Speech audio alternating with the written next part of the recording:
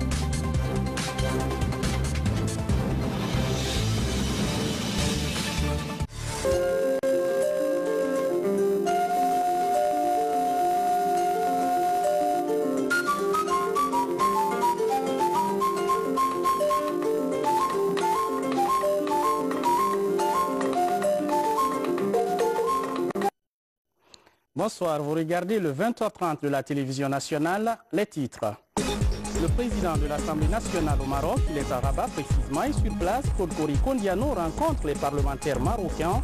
Une séance de travail sur la coopération entre les deux institutions. Nous serons avec notre envoyé spécial, Abdoulaye Ningilande Diallo. On va s'arrêter à Kindia, la cité des agrumes, qui relance la culture de l'ananas, une initiative présidentielle avec l'implication de jeunes entrepreneurs. Un atout, ce sont les nouveaux gentlemen de l'agro-business. Qui sont-ils? Nous sommes allés à leur rencontre. Vous les entendrez dans ce journal. Et puis nous irons à Sanguiana, à Kouroussa, où la lignée des Camara s'est retrouvée récemment. Le vestibule du village est rénové et officiellement remis au patriarche. Une initiative présidentielle pour conserver les pratiques de nos anciens. On ira faire un tour sur ce site avec notre équipe sur place. Encore une fois, bonsoir. Merci de regarder la télévision nationale. Tout de suite, ce décret des barres 2019, barre 038, barre PRG, SGG, portant nomination des membres du conseil d'administration de la LONAGUI SAU. Le président de la République, vu la Constitution, décrète. Article 1er. Sont nommés membres du conseil d'administration de la Loterie nationale de Guinée, LONAGUI SAU, les personnalités ci-après désignées. Président du conseil d'administration, M. Ibrahima Khalil Konaté, ancien ministre. Membre, Mme Oumou Kamara, ancien ministre. Commissaire Mangadi Sila, en service au ministère de la Sécurité et de la Protection civile. Monsieur Jean-René Camara, ancien ministre. Monsieur Bandian Traoré, en service au ministère des Sports, de la Culture et du Patrimoine historique. Monsieur Yacouba Sissé, en service au ministère des Postes, Télécommunications et de l'économie numérique. Monsieur Moussa Sissé, en service au ministère de l'économie et des finances. Représentant des parieurs, Madame Massiri Bangoura. Représentant des opérateurs économiques, Monsieur Mamadou Antonio Soare, PDG de Guinée Games. Article 2. Les membres du Conseil sont nommés pour un mandat de 3 ans renouvelable une fois. Article 3. Le présent décret prend effet à compter de sa date de signature et sera enregistré et publié au journal officiel de la République, Conakry le 29 janvier 2019, professeur Alpha Condé. Direction Palais Sékou Touré pour commencer, le chef de l'État a reçu ce mardi en audience une délégation gouvernementale de l'Espagne. La mission est conduite par le ministre espagnol de l'Intérieur. Au menu de l'entretien, la question de l'immigration, mais pas seulement, compte rendu Sanassi Keita. Introduit au Palais Sékou Touré par le ministre de l'Administration du Territoire et de la Décentralisation, le ministre espagnol en charge de l'Intérieur et de la Sécurité, en compagnie d'une forte délégation, est venu discuter avec le président de la République du renforcement des relations d'amitié et de coopération entre Conakry et Madrid. Plusieurs questions importantes ont été à cet effet évoquées, notamment la sécurité et l'immigration. Fernando Grande Marlaska n'a pas manqué d'exprimer toute sa satisfaction de voir le président Alpha Condé afficher une volonté sans relâche pour renforcer et diversifier les relations d'amitié et de coopération entre les peuples guinéens et espagnols. Al presidente de Guinea-Conakry, Monsieur le ministre a tout d'abord remercié d'avoir été reçu au nom du gouvernement espagnol et de lui-même comme ministre de l'Intérieur, d'avoir été reçu par le président de la Guinée. Il se montre très honoré par la qualité humaine et la profondeur des connaissances du président, de la situation de la réalité bien sûr de l'Afrique, mais aussi de l'Europe et du besoin qu'il y a de renforcer la coopération entre l'Afrique et l'Europe. Il y a bien sûr un besoin d'approfondir cette coopération d'une façon intégrale, de chercher les intérêts communs, incluant le contrôle des flux migratoires, mais sans oublier l'appui nécessaire qui doit être donné au développement des pays d'Afrique qui ont ces jeunes qui sont touchés par ces flux, ces jeunes qui bien évidemment représentent le présent et le futur de nos pays. L'Europe veut aussi être coopérée dans ce but commun de chercher des intérêts là où les deux parties puissent avoir pour renforcer la coopération. Et puis, le journaliste espagnol a demandé au sujet de la commission mixte qui est prévue dans la convention qui sera rubriquée à la suite lors de la rencontre des ministres, du ministre de l'Intérieur de l'Espagne et du ministre de la Sécurité et de la Protection civile de la Guinée. Et le ministre a répondu qu'effectivement, il y a déjà une convention qui unit l'Espagne et la Guinée sur les questions migratoires, mais que l'on a voulu renforcer et ajouter, complémenter cette coopération migratoire avec une coopération au sens large pour la sécurité de nos deux pays. Évidemment, cette convention prévoit l'existence d'une commission mixte qui fera l'objet de plusieurs réunions où l'on pourra approfondir sur les questions dont les deux pays ont intérêt à renforcer l'échange d'informations et la coopération opérationnelle pour lutter contre les différents délits et le crime organisé en général. Fernando Grande Marlaska quitte Sékou Touré, satisfait de ses échanges avec le président de la République, professeur Alpha Condé, et garde surtout espoir de voir les liens d'amitié et de coopération entre l'Espagne et la Guinée se solidifier davantage. Je vous le disais en titre, on va s'arrêter à Rabat où se trouve le président de l'Assemblée nationale. Claude Kory Kondiano est accompagné d'une importante délégation et ce mardi, il a une séance de travail avec des parlementaires marocains. Les travaux sont essentiellement consacrés au renforcement de la coopération entre les deux institutions. Sur place, notre envoyé spécial Abdoulaye Nguilande Diallo. Au Parlement bicaméral du Maroc, la délégation guinéenne est reçue par la Chambre des représentants et celle des conseillers. Le renforcement des liens d'amitié et de coopération entre Conakry et Rabat est l'un des sujets inscrits à l'ordre du jour de ces différents échanges. Des sujets qui permettront non seulement de favoriser l'intégration de peuples, mais aussi de cimenter la coopération parlementaire entre nos deux pays. C'est une visite qui est une occasion pour nous pour vous remercier la République de la Guinée pour le soutien et le support que la République apporte au Maroc, notamment en ce qui concerne la demande du Maroc d'adhérer à la CEDEAO.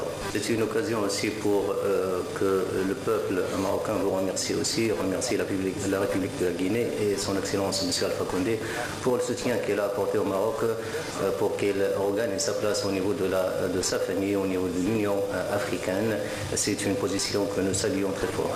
Nous avons aussi le sentiment que la République de la Guinée est toujours aux côtés du Maroc pour appuyer et soutenir les positions du Maroc dans les différents points qu'il défend. Nous sommes conscients que l'intensité de cette coopération va servir les intérêts du Royaume du Maroc et de la République de la Guinée, que ce soit au niveau économique, au politique, au social. Et nous sommes conscients que l'intensité de cette coopération portera ses fruits pour le bien des deux peuples marocains et guinéens. Depuis qu'il a réintégré l'Union africaine, le royaume chérifien a lancé un vaste programme pour contribuer au développement de l'institution panafricaine. Il compte sur des pays amis comme la Guinée. Par la voix de l'honorable Claude Kory Kondiano, le soutien du peuple guinéen est ainsi réitéré au Maroc. Nos deux institutions, pour la part qui nous concerne, c'est-à-dire l'ensemble des députés de l'Assemblée nationale de Guinée,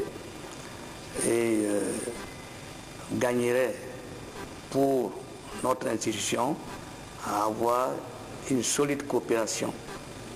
Une coopération comme d'autres institutions ont coopéré avec le Maroc, je le disais tout à l'heure, nous ferons tout pour que l'Assemblée nationale de Guinée et la Chambre des représentants du Maroc puissent développer ces relations. J'espère que cela pourra démarrer dans le courant de cette année, nous le souhaitons vivement. Et nous continuerons à nous battre sur un autre point, au point des relations, n'est-ce pas, politiques. Nous ferons en sorte que la Guinée soit toujours aux côtés du Maroc, comme nous l'avons été depuis Sékou Touré. Et nous ferons en sorte que les intérêts du Maroc, où que cela, n'est-ce pas, pourrait se trouver, n'est-ce pas, soient préservés. Les relations guinéo-marocaines remontent aux premières heures de l'indépendance de la Guinée. Les deux pays ont mené ensemble la lutte pour la décolonisation du continent et pour la création de l'Organisation de l'Unité africaine. Un passé commun, aujourd'hui conforté par une vision commune, s'entraider pour la paix en Afrique et pour le développement socio-économique. Les deux parlements semblent plus que jamais décidés à s'y investir. Et puis Conakry accueille des experts de la CEDEAO, invités du président de la République. Ils doivent élaborer le plan d'action du programme de mise en œuvre de l'initiative africaine des énergies renouvelables. Je rappelle que le président Alpha Condé est le coordinateur de ce projet et en février, il doit retrouver ses homologues de la sous-région lors d'un sommet des chefs d'État et de gouvernement auquel le plan sera présenté avant sa validation. Nabi Kamara. Née de la volonté politique affirmée des chefs d'État du continent, l'initiative africaine des énergies renouvelables fait du chemin. Petit à petit, les acteurs de terrain s'approprient cet ambitieux projet qui va grandement aider à lutter contre les effets néfastes des changements climatiques. Le président de la République, chef de l'État guinéen, professeur Alpha Condé, en est le coordinateur.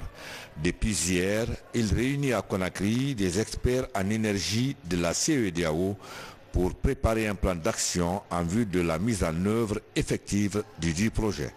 On s'attend à deux objectifs précis. Premièrement, connaître leurs attentes pour qu'on puisse essayer d'ajuster notre programme pour répondre à leurs attentes.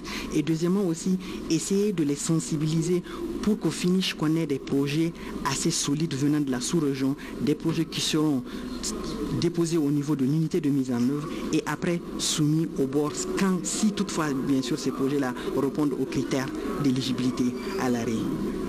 Outre les experts en énergie, les représentants des secteurs publics et privés ainsi que ceux de la société civile prennent part à cette réunion sur l'initiative africaine des énergies renouvelables à Conakry. Aujourd'hui, l'initiative est en train de faire son petit bout de chemin Et il est en train de couvrir déjà toute l'Afrique. L'adhésion est devenue très forte. Donc pour permettre aux pays de la sous-région, l'Afrique occidentale, de s'approprier aussi de cette initiative, c'est pourquoi le président de la République nous a instruit d'organiser cette réunion à Conakry. Puisqu'elle a eu lieu déjà dans les autres pays, il faut que ça soit réalisé maintenant en Guinée. Nous sommes dans cette phase-là. À la fin de cette concertation des pays africains, ça va aboutir à des recommandations.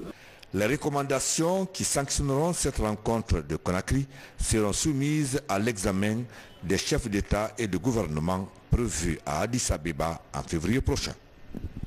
Et puis je vous l'annonçais hier soir, conférence de presse de la ministre de l'Agriculture, l'occasion de faire le bilan des grandes réalisations de son département. Plusieurs moyens sont dédiés à ce secteur pour atteindre par exemple l'autosuffisance alimentaire selon les ambitions du gouvernement. Où en sommes-nous avec ce programme? Comment se porte le secteur agricole et à quoi peut-on s'attendre dans les années à venir? Élément de réponse dans ce compte-rendu signé Fodé Camara.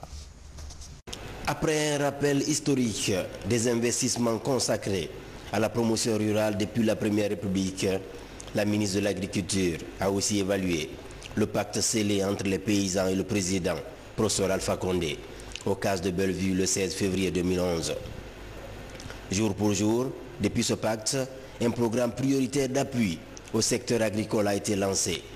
8 ans de soutien multidimensionnel marqué notamment par la fertilisation des sols avec plus de 200 000 tonnes d'engrais destinés aux producteurs au prix subventionné de 135 000 francs guinéens par sac. Sans oublier des efforts de mécanisation pour lutter contre la pénibilité. L'appui du gouvernement dans le cadre de la mécanisation agricole a favorisé l'augmentation des superficies mises en valeur, la réduction des pertes post-récolte et l'amélioration de la qualité des produits agricoles. À ce titre, il a été mis à la disposition des producteurs et des transformateurs 240 moissonneuses batteuses, 300 motos faucheuses, 690 batteuses motorisées, 1095 décortiqueuses, 274 tracteurs dont les puissances varient de 60 à 80 chevaux, 715 étuveuses de riz. Dans le registre de la valorisation des cultures d'exportation, des variétés à haut rendement de noix de cajou, de café, de palmiers à huile de cacao sont introduites dans les grands bassins de production. Des cultures de rente bonifiées par la vulgarisation des itinéraires techniques et d'autres mesures d'accompagnement. À titre illustratif, le rachat du coton galvanise les producteurs. Des producteurs qui en 2018 ont engrangé plus de 20 milliards dans les terroirs villageois de la savane et à Gawale-Kundara. La cotonculture est relancée. Le dispositif qu'on va mettre en place, nous avons commencé, va faire que la production va monter obligatoirement parce qu'il y a un intéressement. Vous avez suivi la semaine dernière qu'on s'est aligné sur le prix de la CEDEAO des pays voisins, grands producteurs. Autre choix stratégique du président de la République dévoilé à la presse, la dynamique du désenclavement des zones de production et les travaux d'élaboration de la carte de fertilité des sols de Guinée, un fleuron de la coopération agricole avec le royaume chérifien, dont l'objectif est d'instaurer une utilisation raisonnée des engrais. Pour être complet sur ce sujet, j'ajoute que vous suivrez l'intégralité de cette conférence de presse de la ministre de l'Agriculture dans nos programmes. Et pour être précis, ce sera à 21h30. Je vous amène à Kindia, la cité des agrumes, comme on l'appelle, jadis fleuron de la production horticole de Guinée. Et dans la région, la culture de l'ananas est relancée. Une campagne présidentielle qui attire de nombreux jeunes ambitieux, engagés à faire face aux nouveaux défis dans le secteur. Reconquérir, par exemple, le marché européen.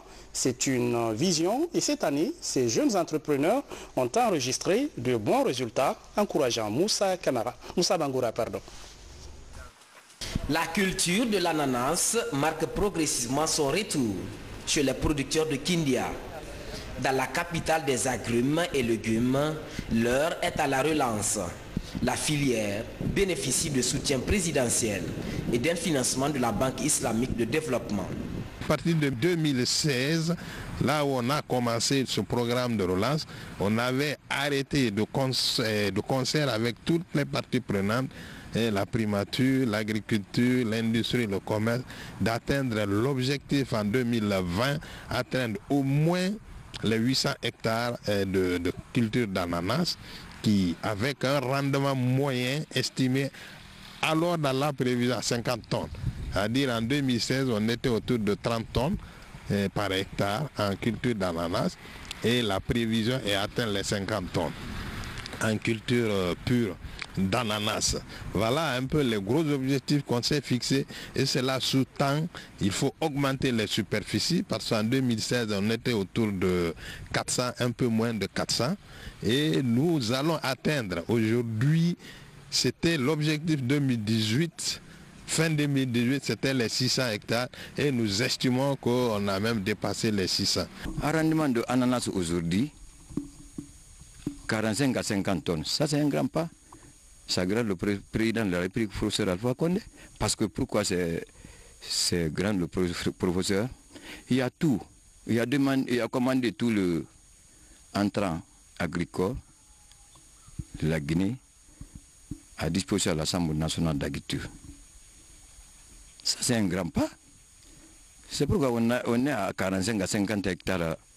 50 hectares ananas aujourd'hui. Ici, dans le district de Frigiagbé, agriculteurs, agronomes et entrepreneurs ont du vent en poupe. La production de l'ananas est considérée comme une source sûre de richesse.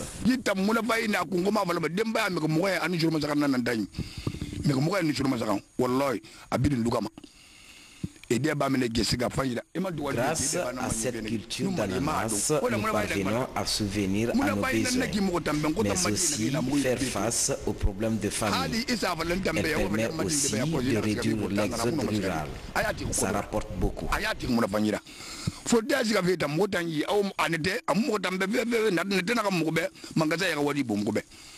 Kindia va beaucoup plus qu'avant sur le plan agricole, surtout l'ananas. Parce que quand vous prenez certains producteurs, avant la récolte, ils perdaient des fruits. Il y a des pourritures dues aux nouvelles applications des engrais.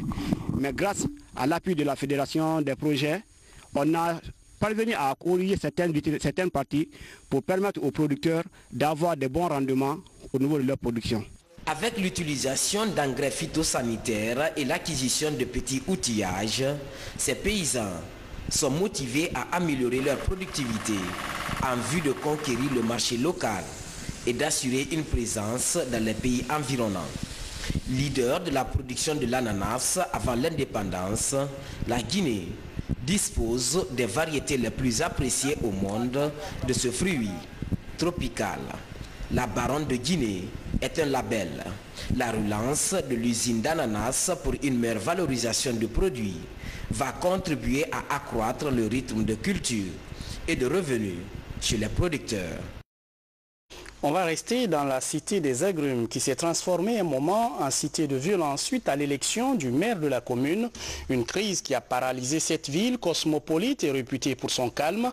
Il est revenu ce calme, mais les tensions sont encore visibles. La méfiance s'installe entre les populations du Kenya qui veulent surmonter cette épreuve pour faire face au développement local de la ville. Comment tout cela se fait sur le terrain? Notre reporter Mamadou Alpha Baldé est sur place. Regardons son reportage. Terre d'accueil, Kindia est l'une des villes les plus cosmopolites du pays. De nombreuses communautés y vivent dans l'harmonie depuis des années. Une diversité sociale sur laquelle la ville entend renforcer son élan de développement. Récemment, l'installation des exécutifs communaux a engendré des troubles dans la ville et effrité le tissu social. Depuis, le calme est revenu dans la cité. Aujourd'hui, Kindia compte se tourner vers l'avenir. Un forum sur la paix est organisé par des fils du Kenya. C'est dire à Kindia, à la jeunesse de Kindia, la violence, nous ne voulons pas à Kindia. Pourquoi? Parce qu'on a été victime des événements lors de l'installation de nos maires. Et on s'est dit, en tant que jeunes de Kindia, plus jamais ça à Kindia. Et on s'est dit, on s'est donné cette idée pour rassembler toute la jeunesse de Kindia, dire non à la violence à Kindia. La rencontre se tient à la maison des jeunes. Les intervenants vantent tour à tour la nécessité et les avantages de vivre ensemble. Une occasion pour les sages de la ville de rappeler l'histoire de Kindia et de son fondateur Manga Kindi, ainsi que des 7 merveilles de la ville comme l'hospitalité, la fertilité du sol, le climat, le sport et la culture. Depuis l'arrivée du premier fondateur de la ville qu'on appelle Manga Kindi Kamara, jusqu'à son dernier fils, leur répartition dans les différentes zones de Kindia. Aujourd'hui, Kindia, la population l'a su aujourd'hui. Et également, il a expliqué aux gens que quand Manga Kindi s'est installé, il a fait appel à tout le monde. Les Soussous, depuis les Soussous, les frères sont venus s'installer, les Garankés et les Malinkés. Et depuis lors, c'est l'entente parfaite dans cette ville de Kindia. Donc ce n'est pas la politique qui va venir diviser, n'est-ce pas, les fils de Kindia. Aussi bien à Kindia et partout, qu'on sache, avant, pendant ou après les élections, nous sommes dans l'obligation de vivre ensemble. Et nous vivons ensemble, nous habitons, nous nous marions ensemble, nous faisons tout ensemble. C'est de faire en sorte que les élections soient toujours des moments de consultation, de concertation, et non pas de confrontation. Après le forum, place à la finale du tournoi interquartier sur la paix et l'unité. Le quartier Condéta en blanc est opposé à celui de la gare en orange. Au coup de sifflet final, c'est l'équipe de la gare qui soulève le trophée. Dans la joie, la foule se disperse, comme pour dire qu'en politique ou en football, après le match, le fair play doit primer surtout.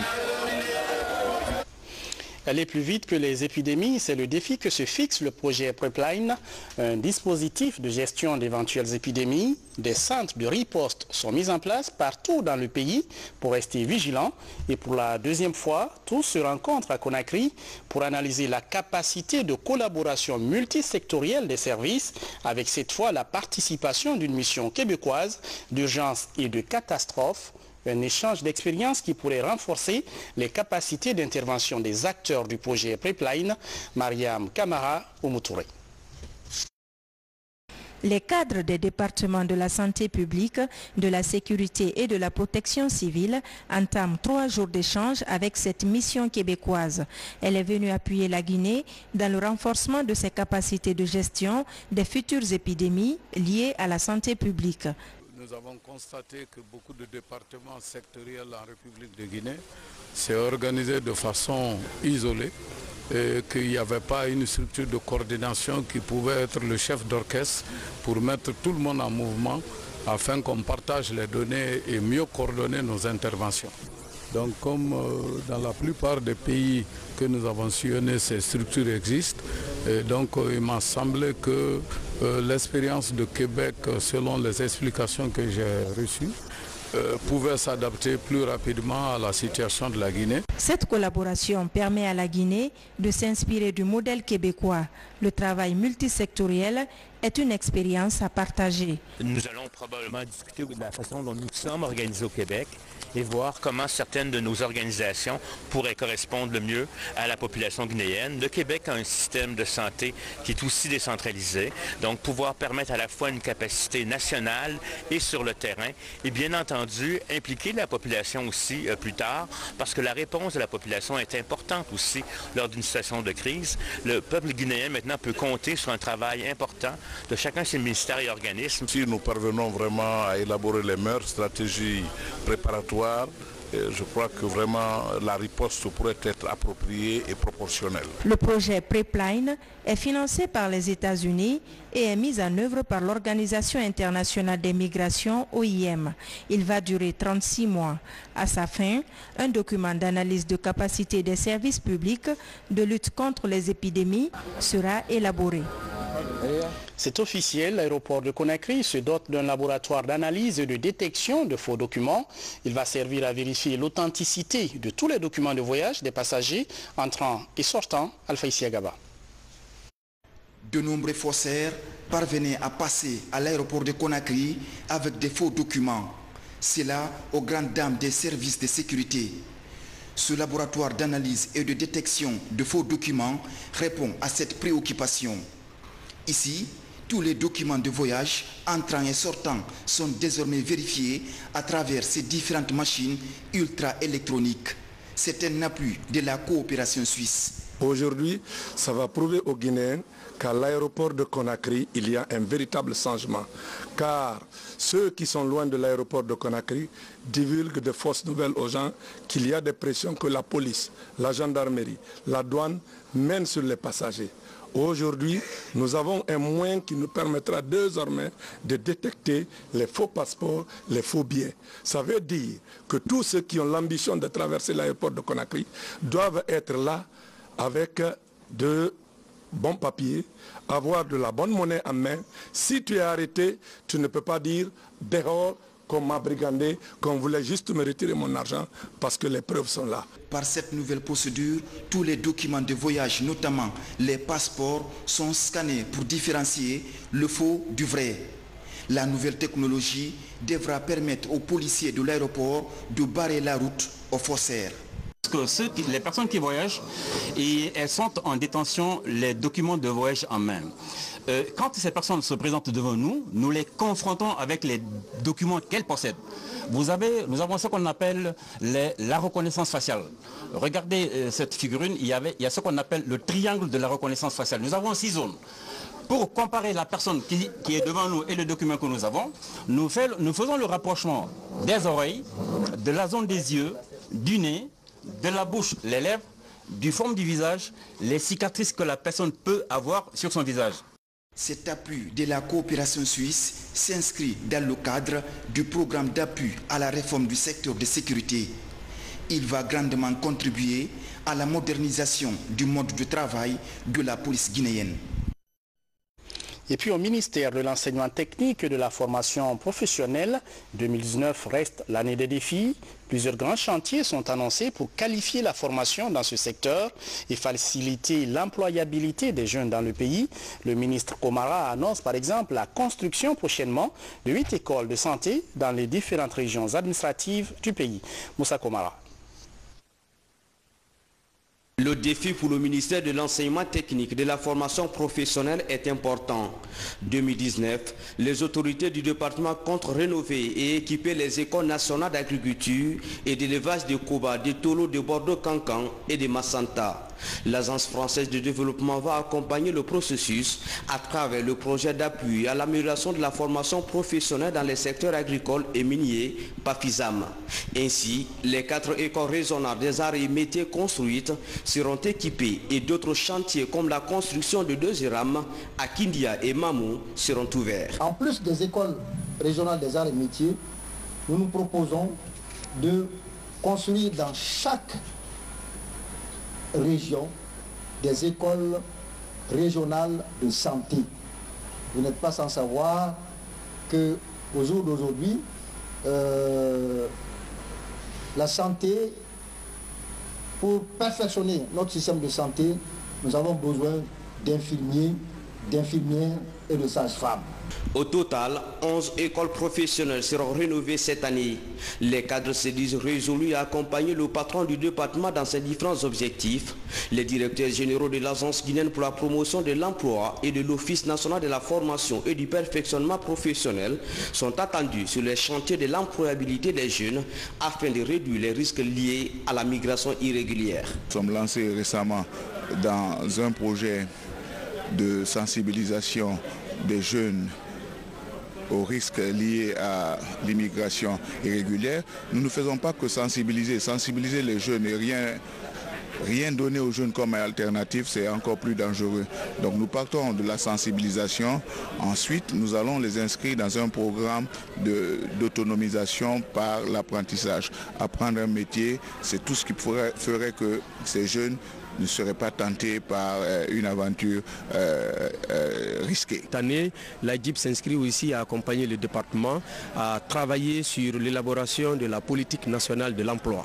Ces documents politiques qui déclinent les orientations, la stratégie, la vision de tout le gouvernement en matière d'emploi datent depuis 2003 et il est temps de travailler à mettre le cap sur un document politique, même si le PNDS en fait foi et donne des stratégies, il faut travailler sur des documents sectoriels et pour notre département, ce document de politique nationale est un document stratégique, un document d'orientation de l'ensemble des activités d'emploi.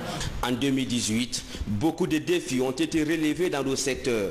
Selon les chiffres officiels, 825 employés sont immatriculés à la Caisse nationale de sécurité sociale et 11 878 sont enregistrés. À l'inspection générale du travail, 372 plaintes liées au conflit de travail sont traitées sur les 433 reçus. L'Office national de formation et de perfectionnement professionnel se contente de la formation de 1300 agents des entreprises cotisantes et de l'accompagnement de 1000 membres des groupements féminins en activités génératrices de revenus. À l'AGIP, 1000 chercheurs d'emploi ont trouvé des lieux de stage. Je vous lisais en titre, on va se rendre à Sangiana, un village de Kouroussa où vous allez le voir, un vestibule datant d'une centaine d'années est rénové sur initiative du président de la République. Le site est inauguré par une délégation gouvernementale qui a officiellement remis les clés au patriarche du village. Reportage de notre envoyé spécial, Lancé Kamisoko. Nous sommes à Saint-Kounia, une des localités de la sous-préfecture de Sangiana. Cette case était jusqu'ici le vestibule de Camara des 57 villages de l'ex-canton de Balia. Mais désormais, c'est cette case moderne qui tient lieu de vestibule. Bâti sur un espace de 150 mètres carrés, ce cadre est entièrement financé par le ministère de la Culture et du Patrimoine historique. La sauvegarde de nos coutumes et mœurs est devenue primordiale. C'est un bâtiment ou un lieu où se décident toutes les décisions concernant la communauté. Donc aujourd'hui, nous avons inauguré le bolon de la contrée de Balia, qu'on a appelé Kamandjan Bolon. Kamandjan, ça veut dire tous les camarades en général. Donc c'est le bolon des camarades qu'on a inauguré aujourd'hui. Vous avez vu aujourd'hui l'ancien bolon, c'est une petite case qui ne compte pas beaucoup de personnes. Et cette nouvelle case moderne-là, au moins 100 personnes. Dans la tradition mandingue, le vestibule appelé bolon en langue du terroir est le symbole de l'unité, de la fraternité et du pardon. Dans le bolon, ce sont les sages qui se retrouvent généralement. Ils dispensent des cours, entre guillemets. Ils se retrouvent là pour des échanges. Ils se retrouvent là pour une sorte d'interpénétration. Ils se retrouvent là pour faire en sorte qu'il y ait l'unité au sein de la communauté. La construction de ce nouveau siège revigore ses valeurs chez les anciens. Nous les remercions pour le travail effectué. Nous sommes très contents. Nous prions pour eux afin qu'ils aient toujours la paix et la concorde sociale. Nos gratitudes vont également au chef de l'État. Le nouveau vestibule doit être vraiment traité et entretenu. Parce que le président Alpha Condé aujourd'hui dans sa politique, comme on l'appelle le bâtisseur, il est en train de réaliser des infrastructures partout à travers le pays. Mais pour l'encourager, on doit entretenir ce qu'on a eu. À cette cérémonie symbolique qui lève un voile sur l'histoire et la sociologie en Haute-Guinée, plusieurs délégations venues des 4 coins de la Guinée et du Mali voisin ont répondu présent. Tous déterminés aujourd'hui à léguer les valeurs traditionnelles aux jeunes générations. Voilà, c'est tout pour les infos. Merci de nous regarder à Kouroussa, Gawal et Bofa. Je vous retrouve demain à 20h30 pour d'autres infos. Bonsoir et restez fidèles à la télévision nationale.